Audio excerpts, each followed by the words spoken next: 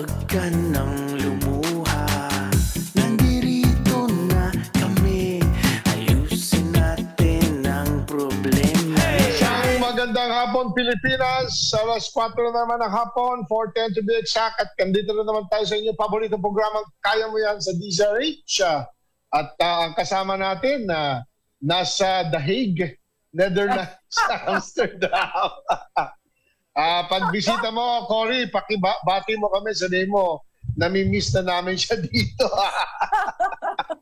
Ikaw talaga, oh. Bumati ka muna, Miss Binibinas. Go ahead.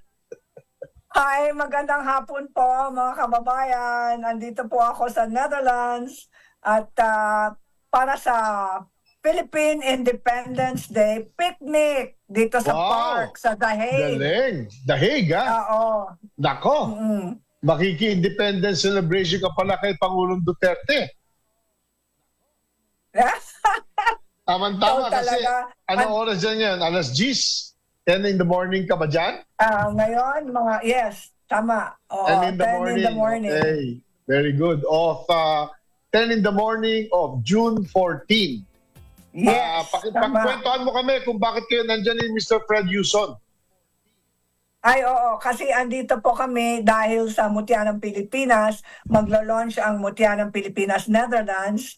Okay. At makikipagtipon-tipon po kami sa Filipino community dito na napakalaki. So it will be my first time, mga kababayan, to meet our fellow kababayan sa the Netherlands. Natutuwa po kami dahil kasama po namin ng ilang Mutya ng Pilipinas Queens. At ang good news po namin ay the official search is on for Mutya ng Pilipinas 2025. Wow! Is this the first time na may search sa the Netherlands? Actually, yes. Itong kauna-unahang search sa the Netherlands. At ang may hawak ng franchise ay isang Filipino rin. Pero residente na siya ng the Netherlands. Okay, pabatiin ko muna si Emer kasi gusto sana magbitbit ng bagahe mo para pagbisita kay Pangulong Duterte. Pero pabatiin niya muna ng Father's Day si Pangulong Duterte. Sabi nga nila, yun, masyado na kaming malapit dun sa kung nasaan si Tatay Dito. Happy Father's Day! Happy Father's Day sa lahat ng mga ama, mga tatay. Emer, anong message mo kay Digong? Papunta si Cory mamaya. Okay, basta ma'am, paki-embrace mo na lang sa akin si Tatay Dingdong. Sabi mo, the Filipino loves you. Bring him home. Nami-miss na tayo yan. Okay. Cory, ikwento mo kami, maliban sa The Hague, Netherlands, sa Amsterdam, meron ba ibang franchise ang pageant, ang search? Ng Pilipinas? Meron na sa California, Canada, Florida, Australia, Japan, New Zealand, at papasok rin ang UK at Italy. Kasi makikita po natin na yung Filipino communities po natin sa ibang bansa, napaka-supportive po sila sa kanilang mga anak na pumasok sa isang beauty pageant tulad ng Mutya ng Pilipinas. Natutuwa po kami at maraming salamat sa suporta po ninyo. Kasi siyempre marami tayong mga kababayan na nakikinig sa atin dyan sa Europe. At siyempre, ang importante, ang magulang ay Pilipino. Yes, dapat. At yung kanilang anak, hindi naman kailangan 100% Filipina. Pwede rin 50%. Basta isang magulang ay Filipino or Filipina. Okay. Maraming Pilipino dyan na lumaki. Kasi nga, sa Europe, pwede dalhin ng pamilya. Di ba? Yes. Yun ang kaibahan na, Emer, ng mga OFWs na nagpupunta sa Europe, kasama pamilya, hindi nagbe-break yung pamilya. Tama. Yes. Dapat yun sa US, ganun na rin gawin nila kasi naiiwan eh. Pero exciting yan, kwento mo kami mamaya. Pero sa oras nating 4:14, balita muna natin yung mga latest sa Department of Agrarian Reform ngayong araw na ito siyempre. At sinasabi nga dito na inilunsad ng Department of Agrarian Reform ang VL-Fed project sa Marinduque para palakasin ang negosyong virgin coconut oil. Paborito. Oy. Uy, yan ang gusto Partner ko. Sa Yes. Gasan, Marinduque, formal na inilunsad ng DAR o Department of Agrarian Reform, katuwang ng Department of Trade and Industry or DTI, at pamahalaang lokal ng Gasan, Marinduque ang Village Level Farm Enterprise Development. Yung pala yung VL-FED. Project sa Barangay Tapuyan, Gasan. Layunin ng proyektong ito ay palakasin ang operasyon ng Tapuyan Farmers Agriculture Cooperative, TAFAC, na kilala sa kanilang produktong VCO or Virgin Coconut Oil. Emer? Kabilang sa mga isasagawang tulong ay ang pagsasaayos at pagpapahusay ng processing center ng TAFAC. Gayun din ang pagpapabuti ng sistema ng kanilang produksyon, pag-iimpake at branding upang mas mapalawak ang kanilang merkado. Bilang sa mga pangunahing produkto ng TAFAC ay ang roll-on, roll-on VCO na may Oy. natural na halimuyak gaya ng lemon, orange, ilang-ilang at citronella. Isang makabago at kaaya-ayang paraan ng paggamit ng tradisyonal na langis ng niyog. Ayon kay DAR Marinduque Provincial Agrarian Reform Officer Parco 2 Virgilio Ladwi, ang proyekto ay hindi lamang para sa pisikal at pagpapabuti ng pasilidad, kundi para rin sa pagsuporta sa makabago at malikhang ideya. Layunin naming tulungan natin ang TAFAC na makipagsabayan sa mas malawak na merkado habang panatili ang kanilang malasakit sa komunidad. Ani ni Lagi. Pwede ka ng PARPO officer, Emer, sa ganyan style mo. Para sa I-recommenda ka namin kay Secretary Conrad Estrella Duterte.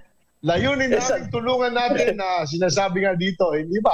Sinasabi nga dito, nakilala ang roll-on VCO ng TAFAC dahil sa kakaibang kombinasyon ng tradisyonal na benepisyo ng langis ng niyog, yun ang VCO, langis ng niyog, at modernong disenyo, kalakip ang natural na amoy.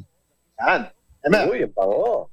Bilang isang lokal na leader sa produktong gawa sa niyog, nakatuon sa kalusugan at innovation, hangad ng TAFAC, na mapalawak pa ang kanilang saklaw at mapabuti ang kabuhayan ng kanilang mga kasaping agrarian reform beneficiaries. Umano sa paglulunsad ng pirmahan ng Memorandum of Agreement ang mga kinatawan ng DAR, DTI, LGU, Gasan at iba pang stakeholders tulad ni na Chief Agrarian Reform Officer, Program Officer Rafael Orilla, Sangguniang Bayan Member Harold Lim, at BLFED coordinators na sina Josephine Malapad at Marlet Husayan. Oy, kilala ko yan. Lubos kaming nagpapasalamat sa DAR. Malaking tulong ito upang lumago ang aming maliit na negosyo at maging tuloy-tuloy na pagkakitaan ng aming mga miyembro. Ayon kay TAFAC Chairman Restituto Constibolo. Ipinakita ng VL-FED project ang patuloy na pagsuporta ng DAR sa mga ARB upang maging matagumpay sa agro-entrepreneur na sa pamamagitan ng inobasyon, pagtutulungan at pagkakaisa sa komunidad. Pero ako idea, Emer. Sabihin mo kay Secretary Conrad, yung mga produkto niya, maging available sa DCRH, kaya mo yan. Diba?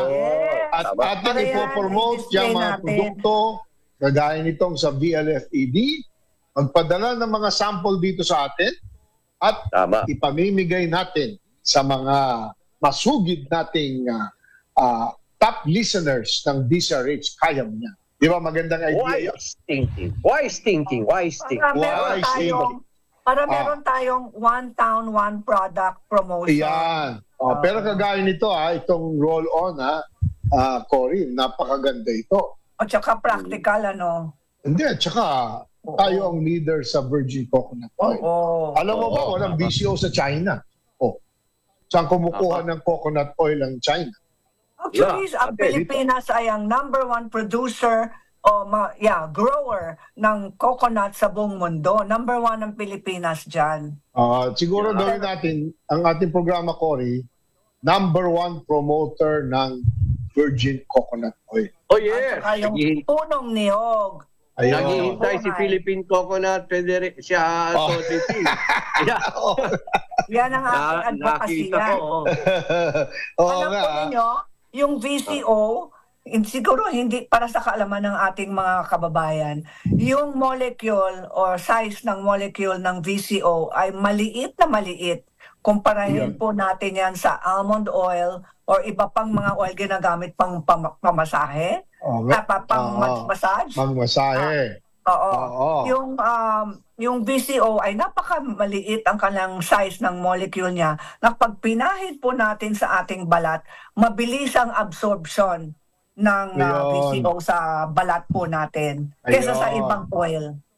VCO ang tawag dyan o sa ating lingwahe, langis ng niyog or LNN. Tawagin na natin LNN.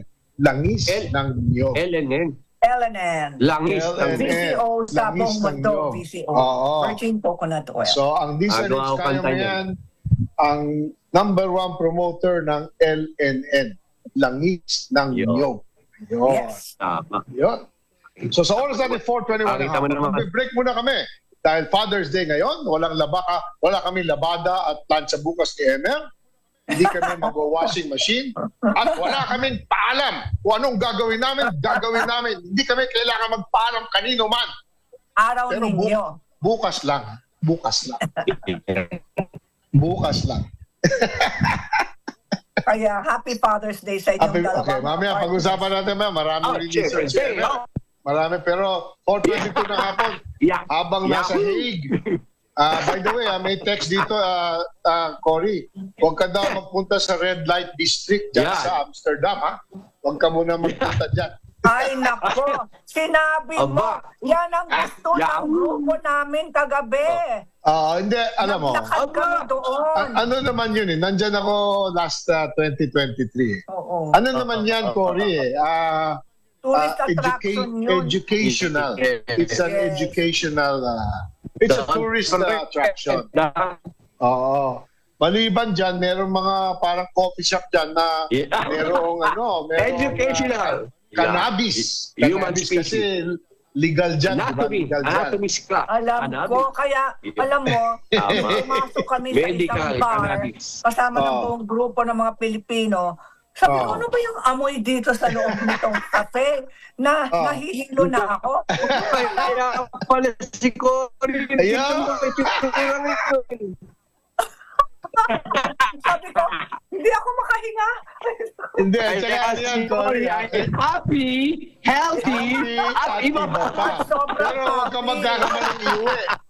Kailangan i-consume mo dyan. Hindi ka pwede mag-uwi kasi bawal dito. Yes. Ang dami yan. Nasa menu pa nila yun. Approved sige. na ang medical Teka, cannabis law. magbe-break muna tayo at malamang ang topic ni Cory ngayon, yung medicinal cannabis. Yan, maganda yan.